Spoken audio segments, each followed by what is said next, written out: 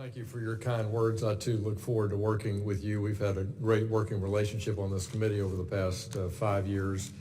I particularly have enjoyed my work on the terrorism and illicit finance and monetary policy subcommittees in past Congresses, and I look forward to working with you in the balance of this Congress on these important topics. Glad we're going to examine the multilateral development institutions today. Since 1945, the World Bank's been supporting low and middle income countries by providing access to financing to alleviate poverty, promote economic development. And over that time, the United States has approved capital increases 4 times, 1959, 1979, 1988, and 2010. This is the 5th time an administration is seeking congressional approval for a capital increase. The Trump administration has proposed an additional paid-in capital of $1.2 billion for the IBRD and $5.5 billion for the International Finance Corp. Both would be financed by other countries around the world. Regardless of where the funding comes from, both these amounts of money approved require congressional approval. As a part of that approval process, the administration has initiated several reforms that they're in the process of implementing, such as limiting World Bank lending to higher income countries, capping overall salary growth, and achieving expense savings. These reforms are tantamount to ensuring that the bank continues to perform effectively and fairly.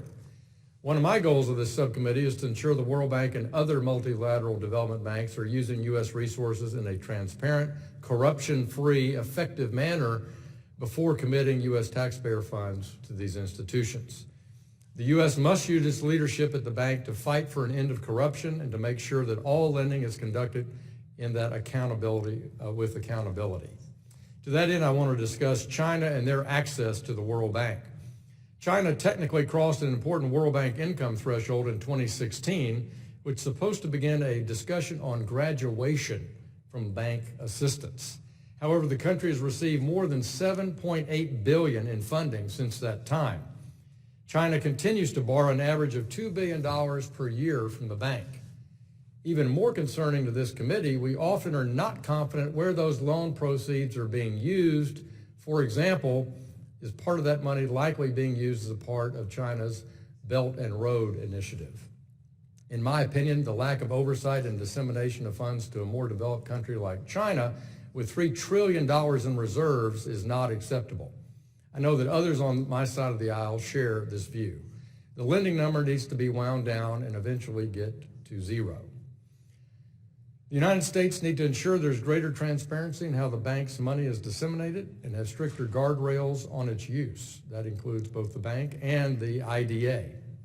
There are concerns of lack of competition for certain lending proposals with that arm of the World Bank.